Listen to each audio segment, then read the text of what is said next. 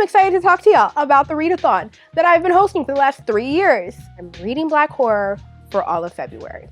What makes horror in the first place? And honestly, does the genre really exist? Hey y'all, and welcome back to another video of my bookish life with Kelssweetie. Today we are discussing my readathon, I Love Black Horror. I have tried to record this now for the second time. This is going to be my third time recording this. So I hope that everything is correct now and I can get through this succinctly. But good news is I have practiced talking to y'all about this now 2 times and I'm going for a third. So third time is a charm on this. I'm excited to talk to y'all about the readathon that I've been hosting for the last 3 years. I'm so excited to get into that, to get into my February TBR and to discuss some of the changes happening with the readathon, and also, if you're new here, what the readathon is about. So let's get into that. If you are new here, I Love Black Horror Readathon is a month-long readathon that I created about 3 years ago now. I had started getting into horror, was through my weird girl lit phase and started tiptoeing into horror. And what I realized is that I was only reading from white authors. I was seeing a lot of recommendations online, on BookTube, and most of them were from white authors. And when I realized that, I didn't like how that felt. So I created this challenge for myself to simply read Black horror all of the month of February. I announced it online and just wanted to say that I was doing this. If somebody else wanted to join me, by all means, they were able to join me.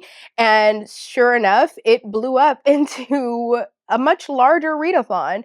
I love doing this every year. I love seeing how many people get involved every year from it. I love that last year I brought in collaborators, and seeing all the recommendations that come out of it it's just fantastic. And it's also fun kind of just designing different assets on Instagram all month for the I Love Black Horror Readathon, because it's very frilly but dark and Valentine's, and it's just, I love it. It's my favorite time of the year to make content, to be completely honest with you. Last year, I brought in collaborators as well as a couple of other things, and it was a bit of a learning curve. And some things I will be keeping this year, and some things I won't be doing this year. So I'll get into that in just a moment. But before that, I want to explain to you what are the rules for the readathon. There is simply one single rule, and that is I'm reading Black horror for all of February. All month long, that's all I'm reading is Black horror. That is basically the only rule. I've made it super easy and accessible because this started out for me an accessibility situation. I just wanted to read more Black horror. And that still is the core of what this readathon is for. It's for you to read more Black horror. That's really it. I don't have any games. I don't have any prompts. I don't have any teams. There are no points. There's not some prize you win at the end, except for the prize of knowing some amazing new Black horror authors. And that is why I make it so easy for you to participate and be a part. There are so many amazing readathons, some of which I was even a part of last year, that have tons of different teams and discords and prompts and charts and all of that, and it's amazing. But this readathon really is simple because I want to keep it really accessible, which is just simply to read Black horror. That is the only rule. I know I'll still get people asking about it when I make the announcement. By the time you are reading this, watching this, the announcement online has already happened on Instagram, and I know that by then I've probably gotten 5 million comments from people who are just saying, what are the rules? I can't wait to come back and see what the prompts are. There are none. And every year I have to go, literally the only rule is to read Black horror during February. That is literally it. That's all it is. And I think that people are surprised by how simple it is, because we kind of make so much difficult about like readathons or very involved. It is an involved readathon because I want you to be critical in what you're reading, that you are going out, not just simply picking up the first reformatory that comes across your feed, which, don't get me wrong, I think last year I made this announcement and people thought that I was saying don't read the reformatory. By all means, read the reformatory, but also realize Tananarive Due has been writing 3 decades before she even wrote the reformatory, full of plenty of Black horror from vampires to monsters to aliens to zombies to ghosts to spirits to haunted houses. You name it, she's written about it before she even got to the reformatory. I think I just get a little annoyed and frustrated every year when I see 5 million people go, I'm reading the reformatory. That's great, but I would love for you to find anything else from any other authors or in conjunction with, not just simply I'm reading the reformatory and that's it, but maybe I'm having a Tanana review marathon of catalogs and I'm going to read the reformatory and the Good House, which I highly recommend, or if you're into short story collections, the Wishing Pool, or if you're into spirits, the Between, or if you're into vampires, My Soul to Take, or My Soul to Keep. There's so many you could read. And so that is my point when I say something along those lines. It's just don't pick the easiest thing to read sometimes because it's not always the best thing in their catalog. That is really the only rule for the readathon. It's extremely accessible. I cannot say it enough. Just read Black horror during February. This year I am doing something a little different than other years. In past years, my weekly theme was kind of for a specific horror icon. So the first week could have been vampires, the next would have been witches, next would have been monsters, and this includes monsters of men, like slashers and things like that, and also spirits. So those are my themes I've gone with for the last 2 years now. This year is different. I'm actually going with a far more critical thinking type of theme, which I think is appropriate for this year. Gestures at the world, gestures at everything, but also I think a big thing for the book community this year has been the idea of critical thinking while reading. People have been making their own curriculums. People are participating in the Story Ain't Over's critical thinking readathon for the year. And I think that I want to bring that same concept to the readathon while still making it accessible, but still just wanting you to ask the question, what is horror? And that is the theme for this year's readathon, is what is horror? I would love if people would ask that question throughout the readathon because I think that there are so many genres that fit under the horror umbrella. And I think also, as somebody who's been in the horror community for only a short amount of time, but I'm pretty deep in there. I mean, I have a zine, I have plenty of friends who are within the horror community. I'm in the space and I'm fully in it. I do think that there are some gatekeepers of the genre, and I think it gets even worse when you start to look at people reading outside of the traditional or white demographic regarding horror. For a very long time, and I wrote an article about this in last year's Horror Noir issue of Night Terror magazine, the conversation that horror or scary movies and being into that type of thing was a very white-centric thing to be into. When it's not, that's a lie. But also there's a lot of gatekeeping around the genre still, even at a time when something like Sinners is getting all the accolades it's getting. Because remember, when it first came out, a lot of people said, this isn't horror. Which then begs the question, well then what do you deem as horror? Because there's vampires in it, there are horrific things that are in it. There's even, if gore and blood is something that you reference as this is horror, then by all means, that's also in Sinners as well. But I think that a lot of people get caught up in the idea that if I've not been scared by it, then this failed at what it aimed to do. And I think also that changes when you start to think critically of horror and what horror is supposed to do. Because horror is supposed to be an examination of fears, what disturbs us, what scares us, but from a safe distance from a literary point of view or watching a film or something along those lines. That's what horror really aims to do, is to get us to think critically of those things that scare us. And for a lot of people, when you're reading from BIPOC communities or queer communities or anything like that, you are going to get more conversations of things that maybe you, if you don't identify from the author, may not be afraid of right off bat. And I think that that's an interesting conversation to have when you're thinking of a genre that for a very long time has been based on the idea of what scares or disturbs you. If you look up horror, the definition of it is literally a genre that aims to disturb or scare the audience itself, which I think is a very narrow-minded definition when you think of how many books can be considered a part of horror. And if you take that definition too literally, you can leave out tons of different books and movies. I think that the term Weird Girl Lit really was created by those in the horror community to gatekeep things that are more speculative fiction or literary fiction from being inside of the horror trope, being inside of the horror genre, because it's just not gory enough or it's just not scary enough, whatever the case may be. But in a lot of ways, some of those books are definitely scary. I think one of the main ones that come to mind is Model Home, which was released last year by River Solomon. Either you love that book or you hated that book. I personally love that book. I thought it was extremely scary. I cried at the end of that book at the same time. And there are plenty of people that I know respect their recommendations. We usually are eye to eye on them, who absolutely hated that book.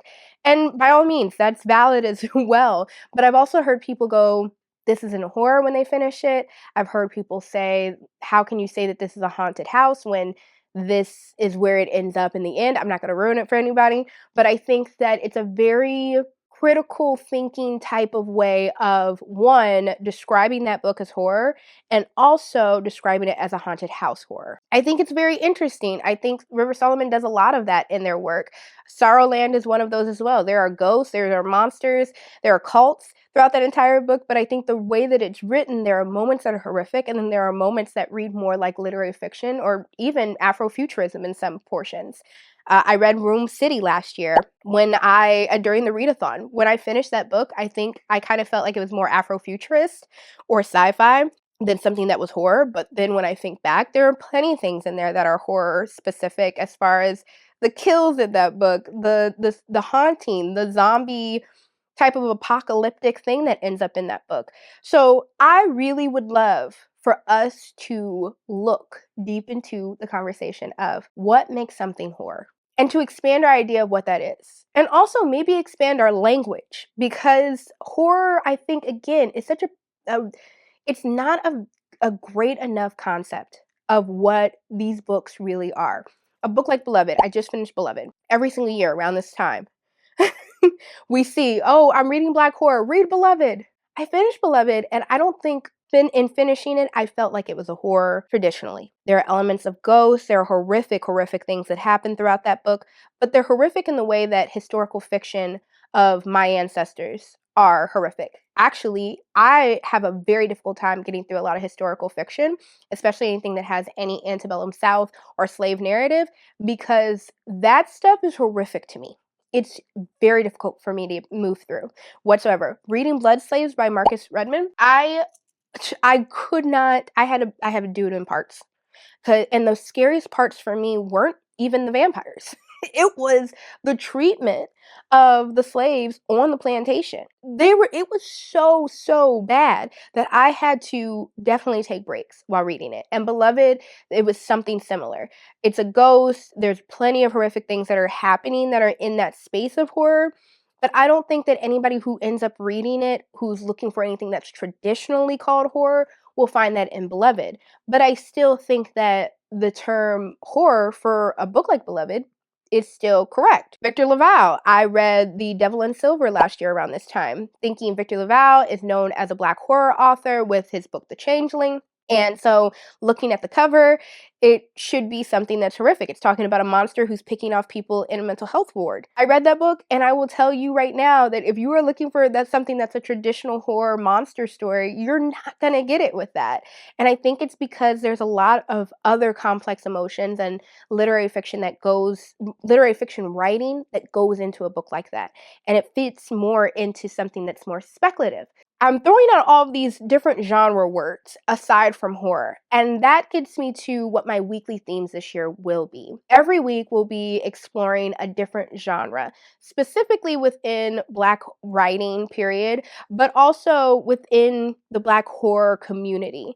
I think a lot of the books that will be recommended during the readathon, during these different weeks, and the conversations that'll come up about them will really open up the idea of what is horror to you. And hopefully by having that conversation now, during the rest of the year, when you start reading from other different demographics, you can also keep that in mind. Because one thing I learned is having this readathon and reading all these Black horror authors during February, that first year I went, okay, let me keep this up. And in March, I read from nothing but femme horror writers. And in May, I read it was API month. And so I was reading from nothing but Asian American horror writers and so on and so forth. And that's how I've started to read. This is now like how I read, period, how I craft my TBR. But one thing I've learned is that when you look at these different communities and what the writing is and what's considered horror for every community, it does change from book to book. And I think that a lot of us who may be looking for anything that's considered a traditional horror may read some of these novels and go, I don't think that this is a horror. And I think that that comes down to maybe what you've defined is horror, which is it has to scare me. And that's a very blanketed idea of what scares you. Okay, that is kind of my spiel. I've gotten so good at breaking that down because the last 2 times I did it, it was like 30 minutes of me talking about this concept. But I hope that you kind of understand where I'm going with that. The weekly themes, though, that have to do with this idea of looking at these different genres are speculative literary fiction, which I think a lot of you may deem the weird girl lit category. If you look up the definition for speculative fiction, it really includes a lot of different genres, including fantasy. I've asked the question, what makes a vampire novel not fantasy? Is it because it's not dragons? Do we need to be in a certain time period for it to be fantasy? I don't know. I'm asking these questions because I think it's very interesting where people place things because of the stereotypes behind that certain genre. Another one is Afrofuturist / sci-fi. Specifically, Afrofuturism is usually referenced as a cultural aesthetic, but it's also known as a genre. And a lot of it has to do with imagining the future, but from a Black experience and Black perspective. And so it does fit in that sci-fi category. Something like Womb City, which I mentioned earlier, is absolutely Afrofuturist in my opinion. It imagines a future where Black people are, and specifically for Womb City, African people are looking forward to what they may be in the future. It's very sci-fi. Sometimes it's not, 5,000 years in the future. Maybe it's just a parallel future of ours. Parable of the Sower could be considered Afrofuturist. It was Afrofuturist, especially for when it was released. Octavia Butler has written nothing but Afrofuturist novels. Kindred could be considered even Afrofuturist in some ways, because also looking at when it was written. So we'll discuss more of that during that week. Thrillers will be discussed. I think that it's important for us to talk about the thriller horror pipeline and how these two are cousins. You boys twins? Nah, we cousins. Not just different genres. There's a lot of reason why thriller and horror are sometimes lumped together, and that is because it's a very thin line between the two of these. I think there are plenty of thriller movies that I would have, like, off bat said, oh, this is a horror film, but they're classified as a thriller. A big thriller, S.A. Cosby's All the Sinners Bleed. Me and my mom actually had this conversation recently because she's a huge S.A. Cosby fan, but she hates horror. And I was like, well, how did you read All the Sinners Bleed? And she said, well, that's not a horror. And then I started walking through it again, and I was like, well, there's a lot of horrific things that happen, and there's a lot of bloodshed that happens, and it's very graphic in regards to some of the things that happen, and there's even some spiritualism and witchcraft of some sorts happening within it as well. There's plenty of murders and deaths. What part is not a horror for you? Like, what does it have to be in order for it to be a horror for you? And then she started thinking about it, and she said, I think that the way it was written or the way that I thought of it, I think I censored half of that stuff. and then she started sitting there and she's like, now I'm sitting here. And then I had her watch Lovecraft Country, which absolutely is considered a horror, but it's also considered very much speculative fiction because of some of the things that go on in it. But then she was also watching it and she was like, it feels more historical. Is it science fiction-y? And this is the point, is to ask these questions for you to start thinking critically of what makes horror in the first place. And honestly, does the genre really exist? Should it just be called speculative fiction? I know that that's an umbrella term for a lot of different things, but I do think that speculative fiction very much talks about the books that are from a darker realm. Like, we speak of fantasy sometimes being under speculative fiction. I think that a lot of different genres that do fall under that umbrella term only get called speculative once themes of horror start to get involved. And in that case, I start to just think, well, why can't we just call it speculative fiction at that point? Because I feel like horror sets the tone for you to be horrified, to be scared. And if you're not, then it's not a part of that genre. So thriller will be another week to kind of delve into that conversation. And then last is Black Southern Gothic. This is a new genre for me specifically. I have been known to not like Gothic novels, but I've also learned that I think I've been looking at it completely wrong. I have read Carmilla and I love Carmilla. Frankenstein I read and it was good. Like when I first read it in high school, it was interesting. And of course I cried at the end of Guillermo del Toro's work of Frankenstein. Nosferatu was cool. You know, I tried to read Dracula and it was all right. I wasn't really too much into it. And I think that I kind of started to get this idea that maybe I just don't like Gothic. And the definition of Gothic is really centered around the idea of fear and haunting and a certain aesthetic around those vibes, to keep it very layman's terms.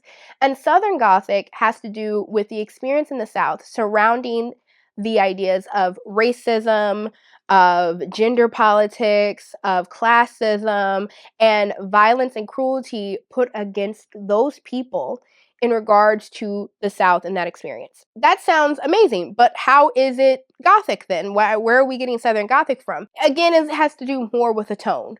You have Gothic, and Gothic is fear and haunting, and honestly, all around eeriness. And then you include that type of tone while talking about these ideas of cruelty and violence regarding these different groups living in the South. Then you add Black Southern Gothic into the conversation, and that now is from the specific idea of the Black perspective growing up in the South and having these hauntings and fears. I say all this because around this time, Eve's Bayou gets recommended a lot. And I watched Eve's Bayou because I'm in my physical media bag right now. And we got Eve's Bayou from the Criterion Collection. And I watched it, and it hits differently now, kind of knowing more about the Southern Gothic idea. I feel like it's not a horror, and it's only put in the horror genre because of the hoodoo that's mentioned in the movie. But it's not a horror. Even Cassie Lemons, because I watched the interviews, I'm somebody who loves the special features. I watch all the interviews. But Cassie Lemons, who is the director of Eve's Bayou, has even said that she didn't go about trying to make a horror movie. She tried to make something that had to do with her own experience growing up in the South, in the spaces. Now, she definitely wanted something that felt eerie, but that's because Louisiana, during this time, Louisiana period, has a certain thickness in the air that is eerie to many people. It's a Black Southern Gothic. So when you start to talk about that, then conversations of Beasts of the Southern Wild and a movie like that come up that has to do with a Black child growing up in this very Southern Gothic situation. Conversations of classism, of race, violence, and cruelty are coming up, apocalyptic situations as far as the end of the world. All of this starts to happen, but no one ever talks about Beasts of the Southern Wild in that concept or even call it a horror. So again, you have to ask the question of what makes it into the category, what makes it into the genre, when there are so many different, more specific ways to describe these things. So Black Southern Gothic is another genre that we'll be exploring for our last week of the Readathon. I'm really excited to talk about these and have some recommendations. I won't be doing screenings this year, and I actually won't be having my Discord any longer. As a lot of you who might have been a part of my book club have noticed, for a very long time we've not chosen a book, and that's because it was just too much dip on my chip. I'm gonna be completely honest with you. Having the book club was too much. I didn't feel like it was settled enough. I think that it was a lot for me, and it was a lot for people to show up and talk and like get on a Zoom to talk about it like how I wanted to. The Discord as well, I felt like didn't have enough traction, and it was very hard to keep up with just by myself. I've talked to a lot of people since kind of starting the Discord, and I realized that a lot of successful Discords actually have more than one person running it. So there's always some sort of conversation happening no matter what. And I'm personally trying to take less off of my plate, not put more on it, since my whole focus of the year is to rest more. So I will be getting rid of my Discord, and we won't be having that this year. I won't be doing the screenings, and I also won't be having a book club any longer as well. But At the top of every week during these genres, I will be having recommendations that are TV and movie recommendations for the genre as well. I think it's important as we're diving into these genres to also look into the conversation of, is it horrific because you're seeing it, or is it horrific because the actual act is horrific? And I say that because also, again, into this conversation of Afrofuturism, of Black Southern Gothic, of speculative, is a show like Atlanta came up. And I started to think about the context of Atlanta as a modern Black Southern Gothic, because it brings up these conversations of violence and cruelty in a very eerie type of way, but no one ever really describes it as a horror, although there are definitely episodes that are definitely focused on horror and very horror specific and very unsettling. And so they fit kind of more speculative, but then there's also plenty of portions that travel in time and are weird and feel Afrofuturist in a way. And so a show like that comes up in a conversation like this. But reading that, that's what's happening in one of those episodes, as opposed to watching what's happening in one of those episodes. How does the tone of it change?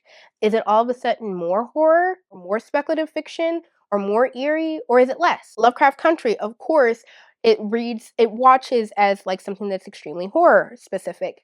Now, if we put it, the actual show, not the book, because many people don't know that it was originally a book. The book was written by a white man, actually. I have the book. It's a very complicated history on Lovecraft Country and the book and the show and the whole story as a whole, to be completely honest with you, even after the show was over. Reading that book is a very different vibe than what ended up being the actual show in the long run.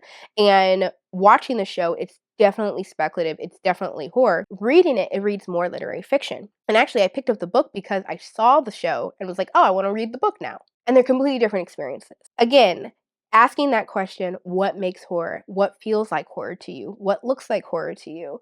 And asking that question for yourself, because the thing is that I don't think there's a definitive answer. And I hope that that's what people get when they're asking this question of themselves, is that there is no definitive answer to that question.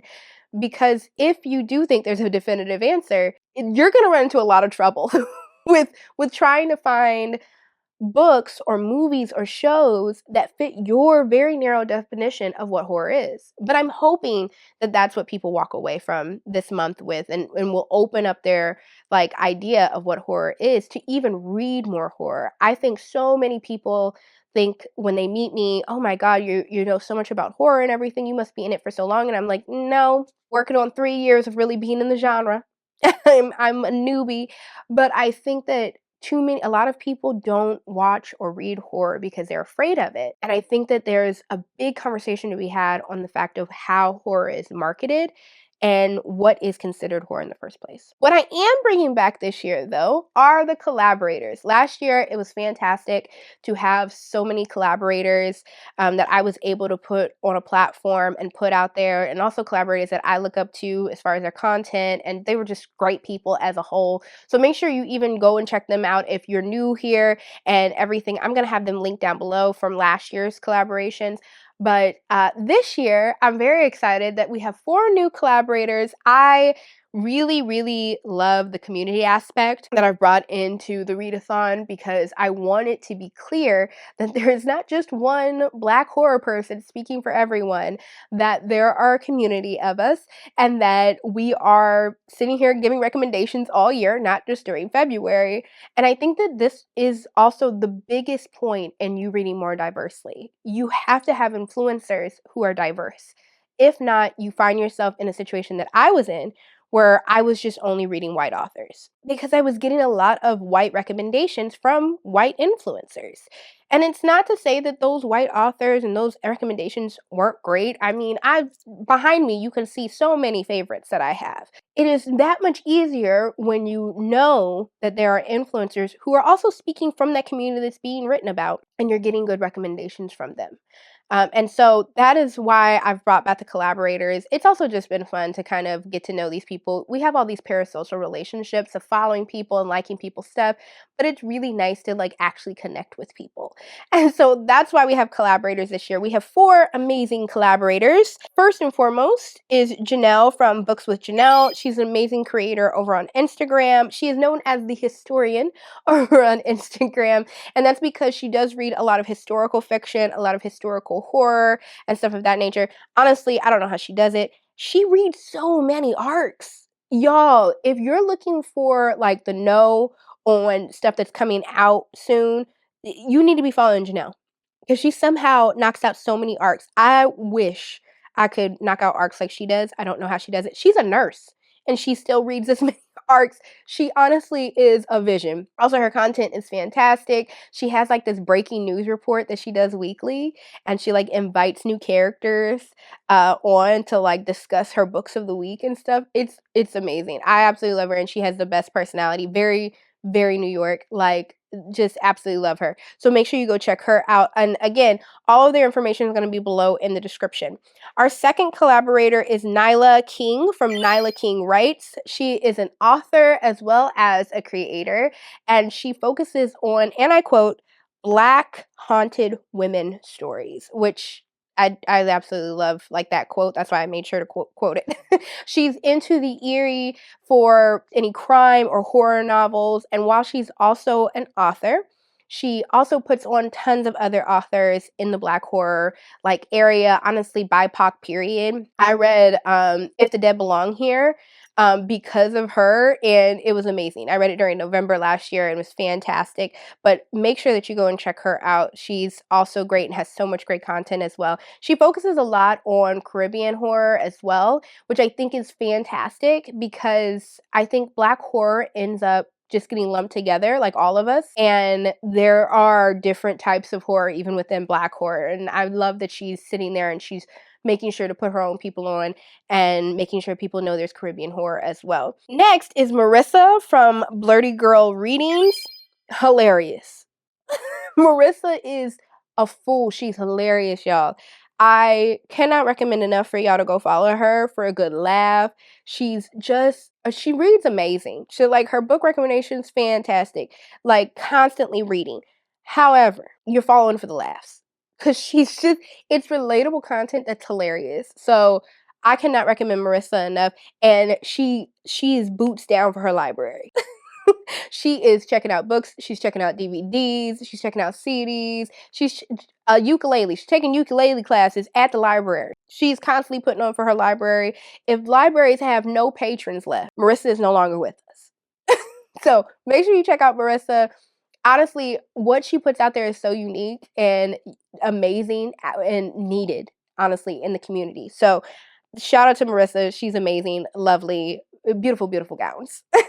And lastly, Keisha from the Blurred Library. She's actually somebody that I've been following since the beginning when I really wanted to get into Black speculative art authors.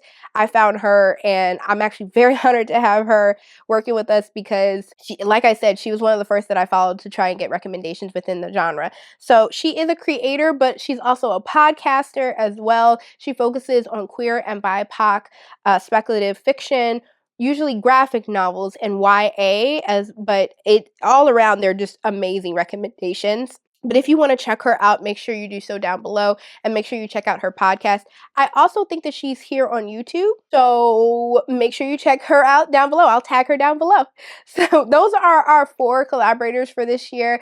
They will be giving us recommendations throughout the entire month as well, which I'm very excited to share with y'all every single week. At the top of the week, we will be sharing recommendations from our lineup of 4 collaborators. Oh my God, is that it? No, it's not it, because those were all the rules. Those are all the collaborators. Those are all the themes. But guess what else I'm dropping this year? I'm dropping merch. Yes, I'm dropping merch. I definitely got these done for last year's readathon, got overwhelmed, overworked, and ended up not dropping them. And said, I'll just drop them next year. So here I am. There are 3 different variations of our classic icons, monster icons. I got our vampire, our witch, and our monster. our monster, here it is.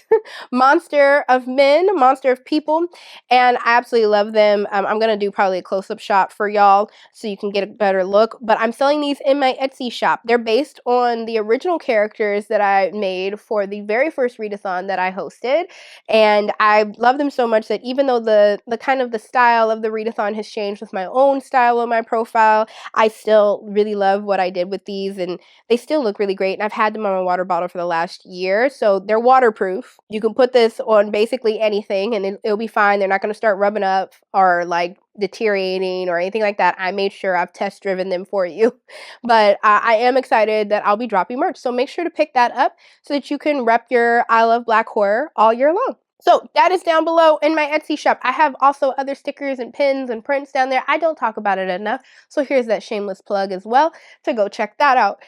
That, I think, is it. Is that it? Oh my gosh. Low-key, filming this 3 times has been a blessing in disguise because there's so much that I wanted to discuss regarding everything that I've been thinking of in regards to the readathon that I think that I over-explained. And somehow I put in work and I got it at an agreeable length. I'm so proud of myself. Okay, that being said, that's everything in regards to the I Love Black Horror Readathon. Let's get into my February TBR. With the conversation being around what is horror, I wanted to make sure that I chose books that weren't necessarily seen as classic horror and maybe are going to be more speculative or kind of force me to ask that question more as I'm reading through them.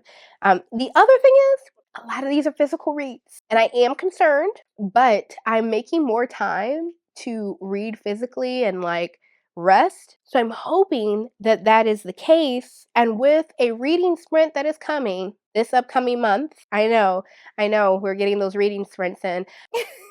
I'm excited to possibly knock out at least one of these novellas during that specific time that I'll be sprinting. Let's start off with something that I was supposed to read last year, Ghost Roots by Pemi Aguda. I was supposed to read this last year. I picked it up for the readathon last year.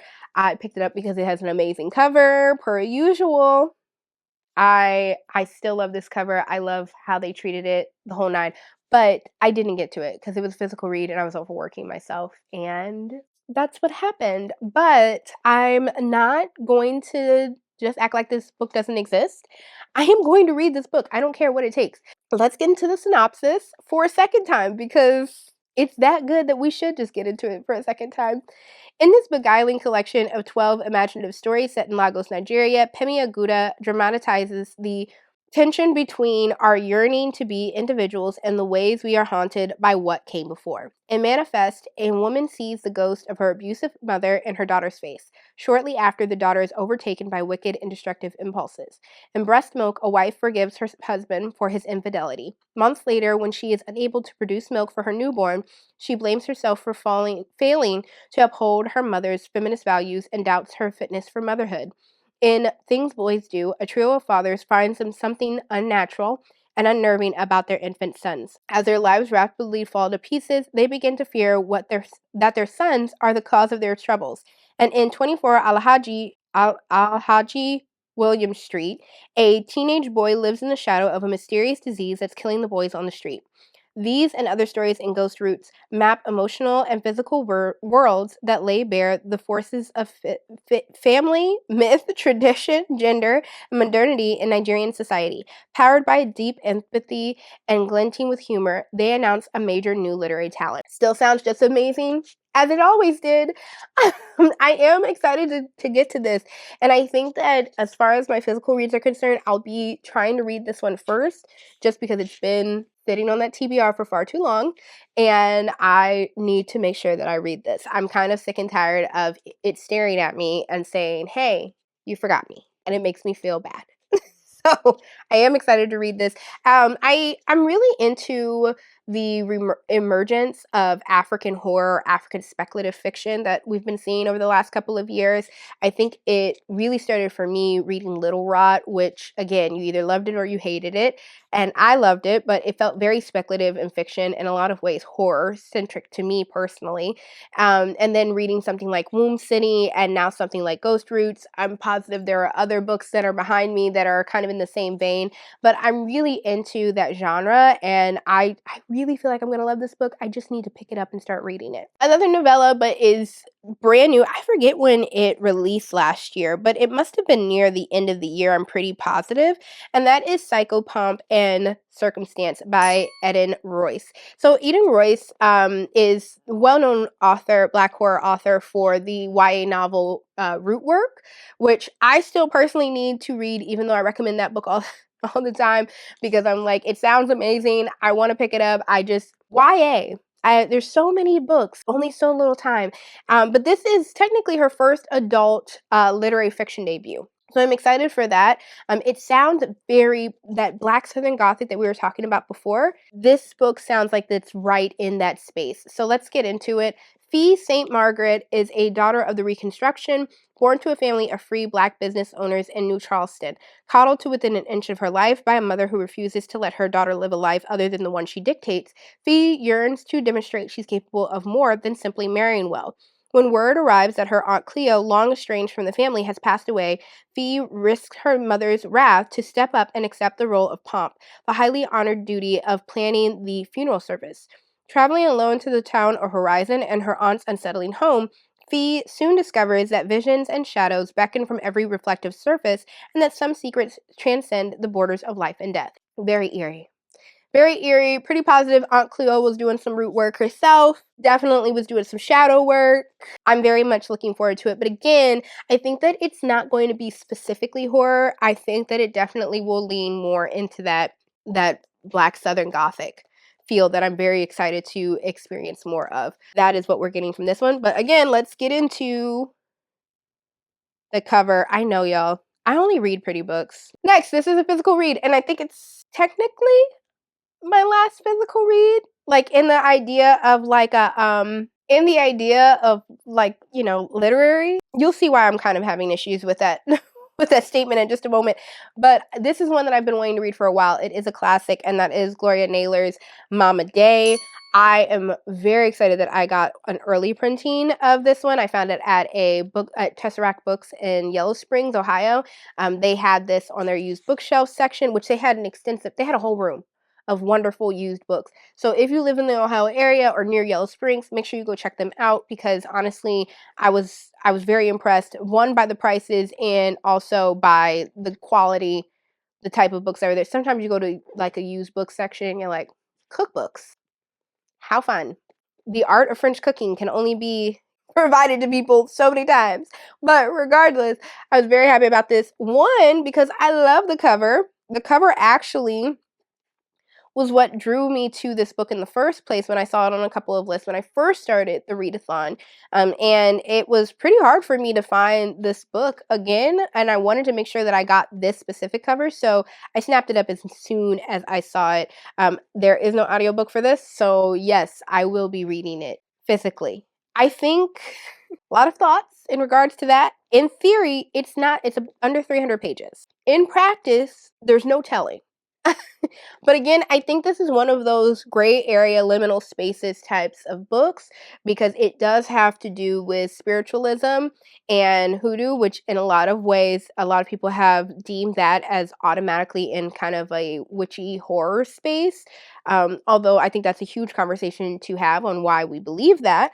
But I think that mainly dark forces and unknown forces, and like what we were just discussing in regards to Psychopomp and Circumstance, are what we'll be experiencing with this.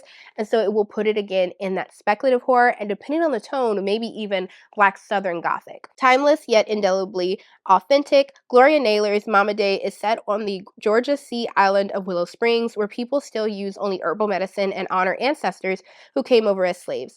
On Willow Springs lives Mama Day, a matriarch who can call up lightning storms and see secrets in her dreams. But all of Mama Day's powers are tested when her great niece, a stubbornly emancipated woman, finds her life and soul in danger from the island's darker forces. Mama Day is a powerful generational saga, at once tender and suspenseful, overflowing with magic and common sense. I'm excited. I'm excited to read this. It's very much a vibe. I feel like it kind of gives Daughters of the Dust vibes, like the Gullah Geechee, like with it being set on Georgia Sea Islands and everything.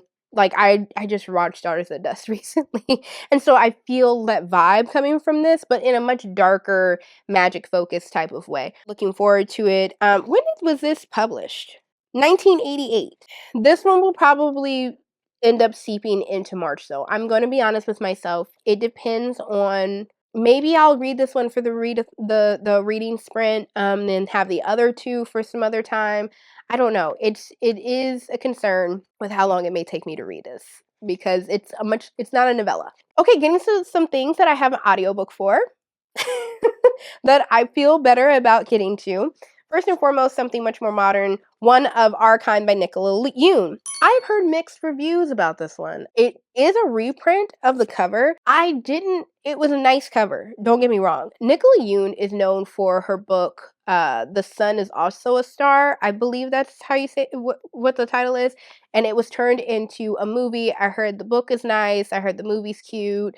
It's like a YA romance type of thing. I think this is her first, like, jump into horror or thriller. I may be wrong, but I've not heard that she's written anything else within the genre. I'm interested by the plot, but I've heard mixed things about this.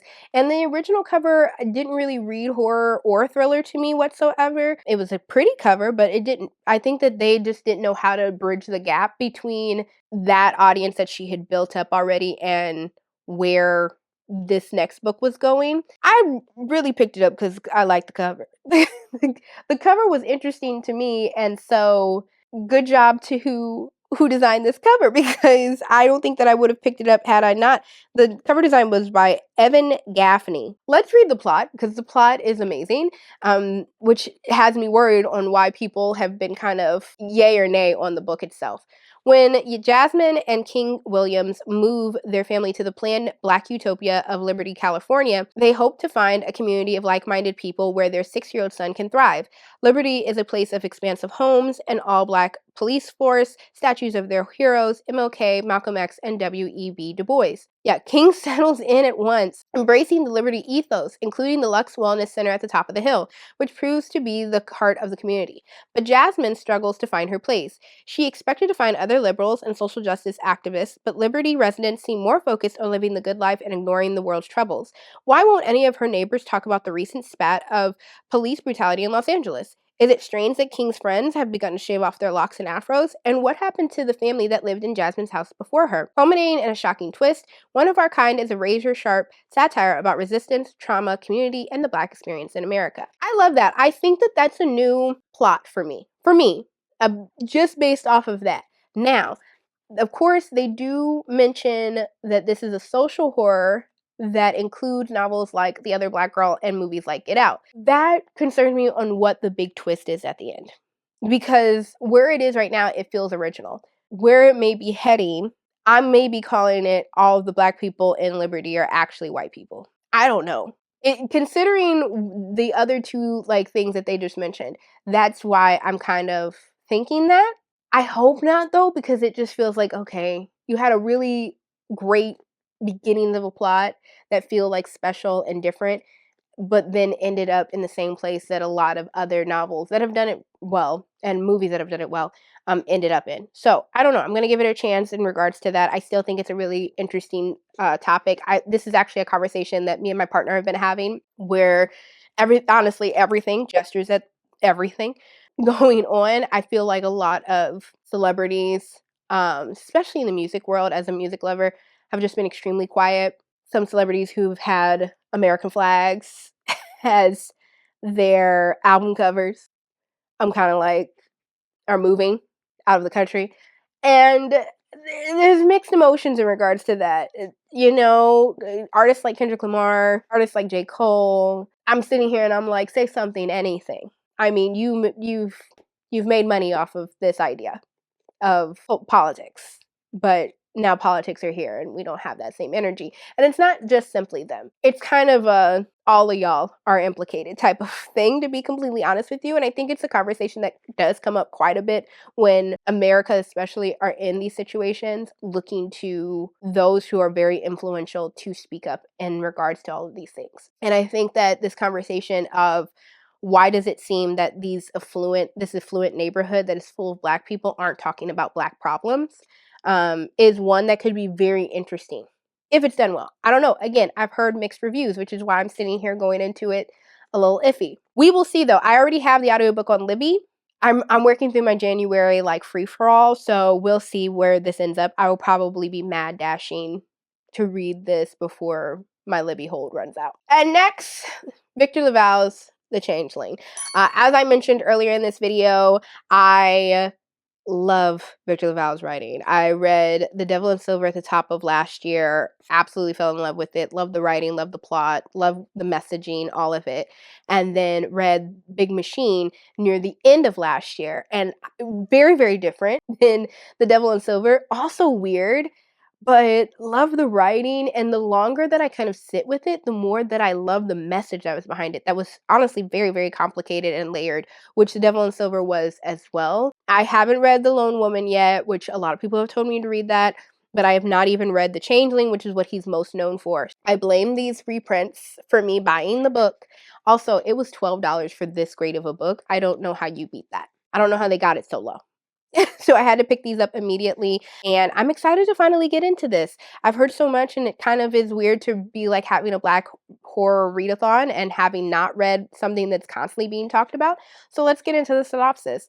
When Apollo Kagwa's father disappeared, he left his son a box of books and strange reoccurring dreams. Now Apollo is a father himself, and as he and his wife Emma settle into their new lives as parents, exhaustion and anxiety start to take their toll. Apollo's old dreams return, and Emma begins acting odd. At first, Emma seems to be exhibiting signs of postpartum depression. But before Apollo can do anything to help, Emma commits a horrific act and vanishes. Thus begins Apollo's quest to find a wife and child who are nothing like he'd imagined. His odyssey takes him to a forgotten island, a graveyard full of secrets, a forest where immigrant legends still live, and finally back to a place he thought he had lost forever. Exciting. It sounds like a horror. I mean, they use the word odyssey, and now I'm like, what is that? And then also like this cover. Again, let's give it up for the cover. But I am very excited to finally get into this. It's been sitting on my shelf for a while, ever since this like release, these reprints came out. And I'm very excited to see what all the hubbub's about. I love Victor LaValle as a writer, so I'm just happy to like slowly be chipping away at his back catalog. Now, for the books where I was kind of going back and forth on, this is one of my last physical reads. The reason why I was kind of hemming and hawing around that was because I'm reading 2 graphic novels this upcoming month, both Philadelphia and Nita Hawes' Nightmare Blog, both by Rodney Barnes. I'm excited to finally get to these. I know I'm going back to basics with some of these things. I hate that these are both signed, which he was the nicest person in the world. Honestly, it was fantastic meeting him. He was such a sweetheart. But I will say that I haven't been reading enough graphic novels, which honestly isn't great. Doesn't make me feel good as somebody who's an artist themselves that they're not reading enough graphic novels. But I think that I've just been sitting here, and it's like the physical read situation where it's just like I've been working too much and not finding time to sit down and read.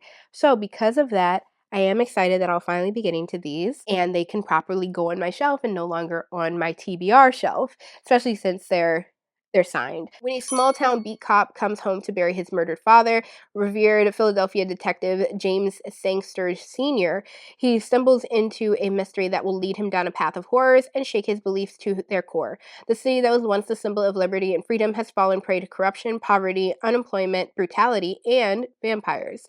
Now it's up to Jimmy and an unexpected companion to stop long-thought-dead President of the United States, John Adams, from building an undead army and staging a bloody new American Revolution.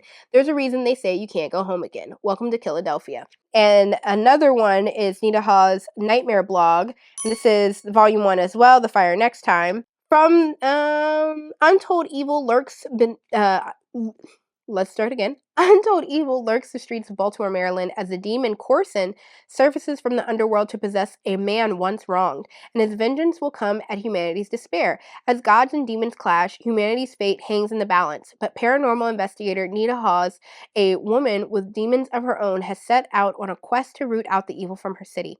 Guided by the ghost of her dead brother, she must come to terms with her own past, else she become a victim herself and join her brother in the state of worse than death. I'm looking forward to this because, of course, it has a female black man character. That seems cool. And this also seems a lot more like speculative, weird, other side type of thing. Philadelphia has to do with vampires, which I feel hit or miss on vampires. It's either like, oh, this was cool, or it was just kind of like, it was fine.